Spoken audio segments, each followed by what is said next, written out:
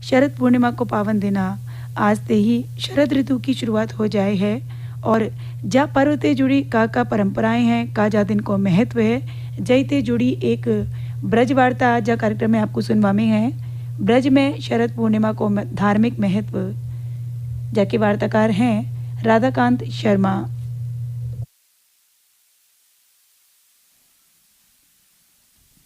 शरद पूर्णिमा को कियो रास मधुचंद, श्री राधा जी के सहित सब सखियन ले संग। पूरन मासी शरद की रचो कन्हैया रास, वृंदावन में हे सखी सुरमुनि गायो व्यास। सत्य सनातन धर्म में उत्सवन की बहुत ही अधिक प्रधानता रही है। जे उत्सव कभू परंपरान के रूप में मनाए जाए हैं तो कभू दायित्वन के रूप में निभाए जाए हैं। या के अलावा बदलती ऋतु और मौसमन में हूँ पर्व और उत्सवन की खोज करबे बारो ये हमारो देश भारत सदा ही अपनी संस्कृति और परंपरांते गौरवान्वित भयो है। ऐसो ही एक उत्सव यहाँ शीत ऋतु के आगमन की खुशी में मनायो जाए है। जे क्वार के महीना यानी अश्विन शुक्ल पूर्णिमा को मनायो जाए है। यह है शरदोत्सव या शरद पूर्णिमा हूँ कहो जाए है।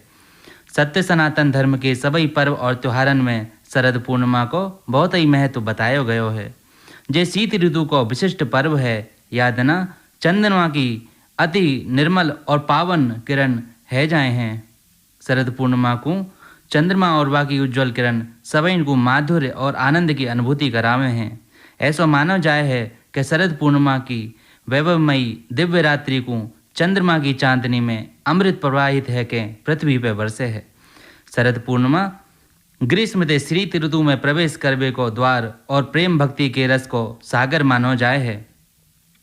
यह श्री कृष्ण की बंसी को प्रेमनाद और जीव के परमात्मा के संग रास रस को आनंद हु कहो गयो है। यही लैया या को लोक कथांते लेके वेद पुराणन तक में हूँ शुभ और मंगलकारी मानो गयो है। शरद पूर्णिमा हमारे जीवन में प्रेम भक्ति की एक नई उमंग और प्रेरणा देवे के संग ही जीवन के उत्थान को आधार और वह सही दिशा दिखावे को माध्यम होवे है। विभिन्न धर्म ग्रंथन में हूँ शरद पूर्णिमा को बहुत ही गुणकारी मानो गयो है। शरद पूर्णिमा की रात्रि में चंद्रमा की अमृतमय किरण हमारे मन और प्रकृति पर अपना विशेष प्रभाव डाले हैं। यह रात्रि में खुले आसमान के नीचे दूध और चावल ते बनी खीर रखवे को विधान है। चंद्रमा की किरण परवेते या खीर को ठाकुर जी को भोग समझ के जो व्यक्ति या को सेवन करे है वह को शरीर निरोगी और मन प्रसन्न है जाए है। कई आयुर्वेद आचार्य को हु यह माननो है कि याद ना चंद्रमा की दृष्टि पड़वे वाली या खीर को सेवन करवे ते व्यक्ति को दीर्घायु की प्राप्ति होवे है।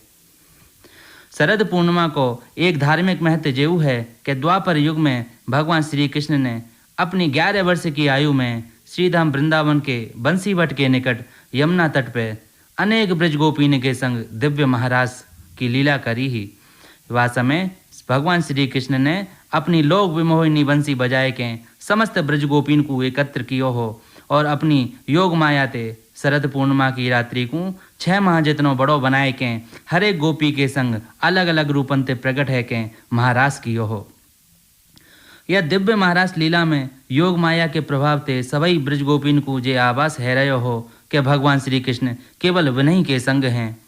या महाराज में भगवान शिव हु ब्रज गोपी को भेष बनाए के या अद्वितीय लीला को देखवे के ताई माता पार्वती के संग हु ब्रज में पधारे है।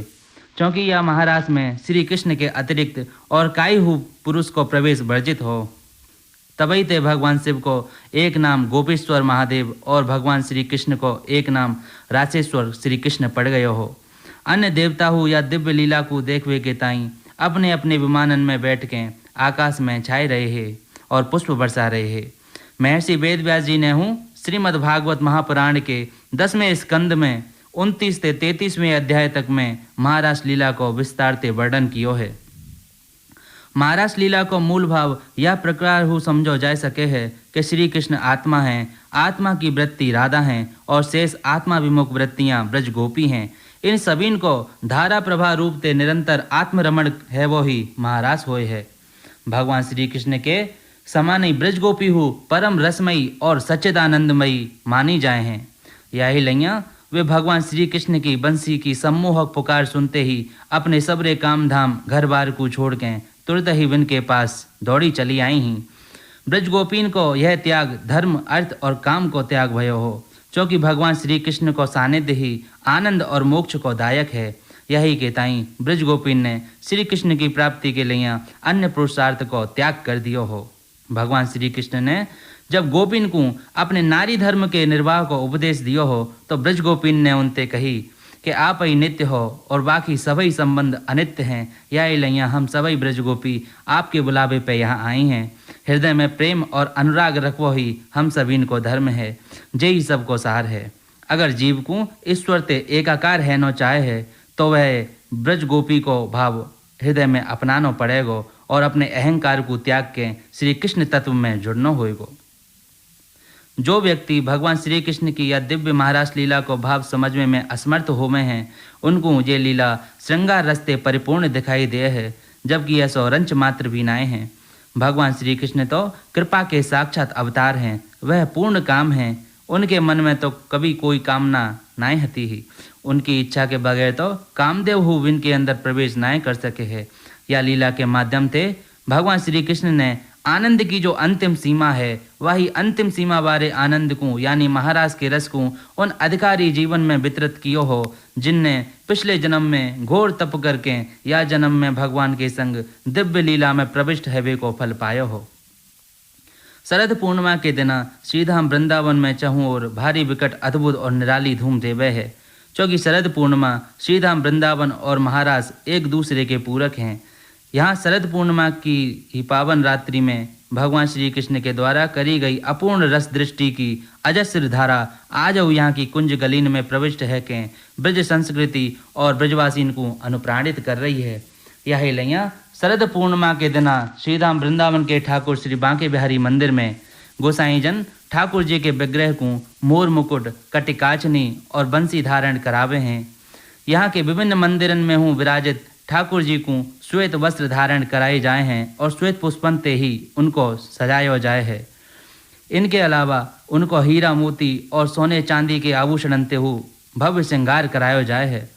श्रीधाम वृंदावन में जगह जगह विभिन्न रास मंडलीन के द्वारा श्री कृष्ण की दिव्य महारास लीला को अत्यंत नैनाभिराम और चित्ताकर्षक मंचन किया जाए है, जो कि देर रात्रि तक चले है। या के दर्शनन के ताई देश विदेश से असंख्य भक्त श्रद्धालु प्रतिवर्ष वृंदावन में आवे हैं।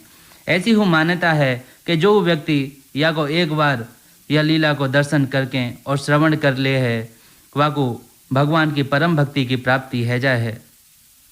याद ना ब्रजवासी भक्त अपने अपने घरन में ठाकुर जी को बड़े लाड प्यार से सजावे हैं और रात्रि में चंद्रमा की किरण जाए स्थान पे होए वहीं विराजित करके उनके सन्मुख भजन कीर्तन करे हैं। या के अलावा उनको गोपी गीत को पाठ हो सुनावे हैं। श्रीमद् भागवत के 10वें स्कंद के 31वें अध्याय में वर्णित या गोपी गीत को वाचन करके ही ब्रज गोपी ने श्री कृष्ण को आह्वान किया हो। या गोपी गीत के वाचन के बाद ही भगवान श्री कृष्ण शरद पूर्णिमा की पावन रात्रि में महाराज करवे के ताई वृंदावन में पधारे है। वस्तुतः महाराज को उद्भव ही गोपी गीत ते भयो है। यही लैया या दना गोपी गीत को पाठ करवे की हु विशेष महत्ता है। शरद पूर्णिमा माँ लक्ष्मी को हु पर्व मानो जाए है। ऐसा कहो जाए कि या दना देवराज इंद्र ने महालक्ष्मी की स्तुति करी ही, या ते प्रसन्न है कि माता लक्ष्मी ने देवराज इंद्र को वैभव यश कीर्ति सौंदर्य धन संपदा आदि प्रदान कियो हो।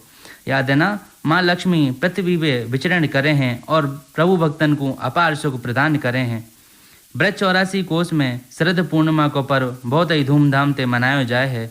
समस्त ब्रजवासीन को यह मानवो है कि भगवान श्री कृष्ण आज शरद पूर्णिमा को महाराज करवे के ताई वृंदावन में आवे हैं। कई प्रभु भक्तन ने हूँ उनके महाराज की संगीत की मधुर ध्वनि श्रवण करवे को परम सौभाग्य प्राप्त करो है। तो भैया अभी आपने सुनी जी ब्रज वार्ता। ब्रज में शरद पूर्णिमा को धार्मिक महत्व। वार्ताकार है राधाकांत शर्मा।